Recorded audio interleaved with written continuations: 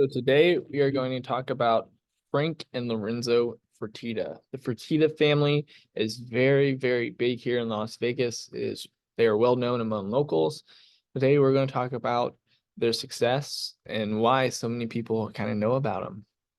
So we're going to talk about Frank Fertitta Jr. first. This is the father of the two brothers, and this guy is the person who really gave the Fertitta brothers such a big, huge success. So Frank Jr. Frank was born in 1938 in Beaumont, Texas. He then arrived to Las Vegas in the 60s with his wife. And this was his kind of first start into the hospitality world. He started as a bell captain at the Tropicana, and then he worked as a dealer. He worked from a dealer all the way to a pit boss to a baccarat manager. He worked a lot of different positions before he finally became the general manager. This took him a 16-year journey to get to that position. And then in 1976, he opened his very first casino. His vision was to make a casino that was a place for the locals to hang out, something that is fun to do, that is close to your house and doesn't require you to drive all the way down to the strip or have to pay really expensive prices. And it's something that was fun for everybody, including the family. He financed the Texas station, and then later he renamed it to the Palace Station in 1983. And like I said, he is the pioneer for the local casinos here in Las Vegas. So we will now talk about Frank Fertitta III. This would be the son of Frank Fertitta Jr. Frank Fertitta III graduated from Bishop Gorman, which is a very top private school here in Las Vegas that have a lot of famous alumni. He graduated from the University of Southern California in his business degree. The majority of his wealth came from the MMA deal. So a lot of the things is when you Google the Fertittas, the first thing that pops up is them in the MMA deal, where they bought UFC for like maybe $200 million and they sold it for almost $1 billion. So a lot of that stuff comes up about the Fertittas. It's really hard to find more of the casino side without their father. What was really interesting about Frank Fertitta III is that he wasn't just handed down stuff. He really worked his way up in the casino. He started low and he worked his way all the way up. And from the time being in high school, he always helped his father, and he helped his father doing a bunch of different stuff in the casino. So, he wasn't just handed this position of being, the CEO. So in 1985, he was the officer and general manager. This would be, of course, of Station Casinos. 1986, he was the director and executive vice president and the COO. And then from 1989 all the way to July 2000, he was the president. And then from July 1992 to present, he is now the CEO of Station Casinos. He became in that position when his father passed away. And Frank III lives a very private lifestyle. It is very hard to find information. He doesn't live in the limelight like Wynn. He is very private and to himself. So now we'll talk about the brother Lorenzo Fertitta. Lorenzo graduated from Bishop Gorman also. He went to the University of San Diego for also business, and then he got his master's at New York University, and he was class of 1993, and he is the oldest brother. One of the things that I found interesting is that he's the owner of the Palms Casino nightclub Chaos.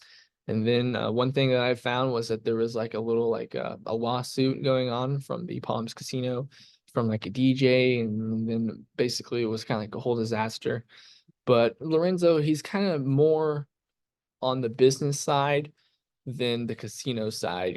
His brother Frank does a lot of the casino stuff, and has more of like the local businesses and entrepreneurial side, stuff like that. And he also has held many positions in the casino, but he's mainly not in the casino side as heavy as his brother. He lives a very private lifestyle also. So now we'll talk about Station Casinos. So Station Casinos, the kids always help their dad from a very young age inside the casino. After Frank Jr. retired, the kids led it to its first initial public offering, which raised $294 million. So they took it on the stock market, raised a lot of money, and they became major shareholders of Station Casino. In 2007, it was taken private for a management-led leverage buyout. And in 2009, they filed bankruptcy, Station Casinos. And then in 2011, the Fertittas took full control of Station Casinos for $240 million. So it's pretty interesting that they go, public, and that they, what do you call it? It starts to go downhill, and the Fertittas take full control, and now they can do whatever they want with Station Casinos. And this is when we see the boom of Station Casinos. Red Rock Resorts took Station Casinos public again in 2015. Their IPO raised $531 million. The Fertitta brothers are now major shareholders in Red Rock Resorts. Red Rock Resorts is really, really big. They are the ones that operate, Green Valley Ranch, Red Rock, Sunset Station, and Durango. And their goal is to double in size by 2030. Station Casinos, they expanded into tribal gaming back in 2005. So they went over, state lines into California, and they helped some of the people there create these casinos on tribal land. They also bank land for the future, which is very, very, very important. This means that they bought land here in Las Vegas in the early 2000s, and they kept that land, and they will use that land for future development. And this would be a great example of what's going to happen to Durango, which we will talk about later on. They own Palace Station, Sunset Station, Boulder Station, Santa Fe Gaming, and Wildfire Gaming, a bunch of different places. So now we'll talk about Green Valley Ranch. This was the first major local casino here in Henderson. In 2000, Station Casinos bought 40 acres, $300 million to build. That's how much it cost. And the Greenspun family contributed $40 million. And what's really interesting is the reason why the Greenspun family contributed this is because they had a housing development around the area. So by them contributing money, it makes their housing a lot more valuable because there's this big casino here that's coming in with 170 acre of mixed office spaces. So the Greenspun family, wanted to donate because it would definitely, profit them. In 2014, they got a $20 million upgrade, and there was, there's shopping, there's a bunch of fun entertainment inside for the locals around. Red Rock Resort and Casino. This one was built in 2002 by Station Casinos. It is 73 acres for $65 million to build. Station Casino's largest and most expensive resort costing $300 million. So they planned for it to be 65 million, but it actually cost them 300 million. There was a lot of friction between the Summerlin residents and the developers because the Summerlin is really close to Red Rock. You can take up Charleston all the way up to Red Rock. And the Summerlin residents did not want this casino to take away from the natural beauty of the Red Rock skyline. They wanted to be able to see the peaks like Craft Mountain and so forth. So there was a lot of friction between the two. They finally came out with a deal, which was basically that they're going to have less floors than what they originally planned for. So that's why the Red Rock Resort have less floors, more like 20 instead of 30 or even more like we see on the Strip. 2007, they put a bowling alley, which was very, very popular among the locals, and 80% of the revenue comes from locals. They have shopping there in the area. They have a bowling alley inside, a movie theater, a food court. A lot of locals come to Red Rock Resort, and it's definitely my favorite. I love Red Rock. Durango Resort. This one is brand new. It cost them $780 million to build. There's a 15-year window from the last time Red Rock Resort opened up something. There was a 15-year gap. They bought 71 acres back in the early 2000s. So this is about the land banking. The Fertittas bought 71 acres right off of 215, which they knew was going to be very, very crucial for Las Vegas. And sure enough, it is. And there's a lot of high traffic flowing. So they bought that land, and then they built it on that land, and they sold 23 acres to a developer because the developer knew the Fertittas knew that if there's homes around it, that they would be able to have a lot more access to the to the casino. So there is a lot of access. And in fact, there's a 5-mile radius where 250,000 adults are able to go into the Durango and basically make, to gamble. It was completed in 2023. It is brand new. So in closing, the Fertittas, they have a very harsh style of business, some may say.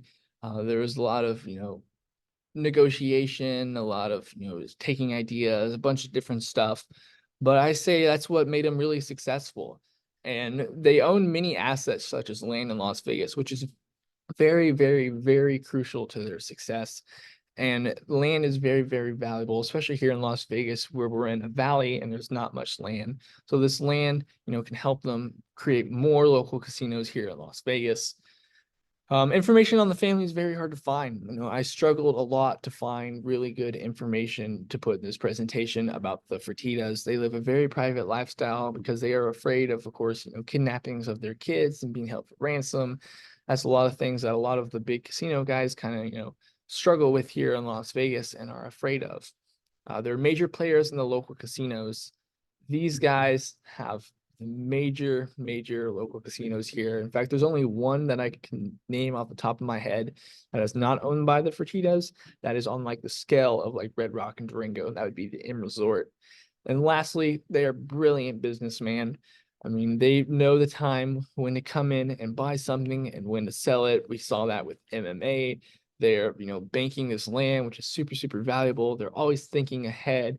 This is what made them so successful and such a powerful family. It's because they have brilliant ideas. They know what the local community wants, and they execute it in a great way. And they help out the Las Vegas scene and the Las Vegas locals by giving access of fun entertainment to all of the local families here in Las Vegas. And here are my resources. Thank you.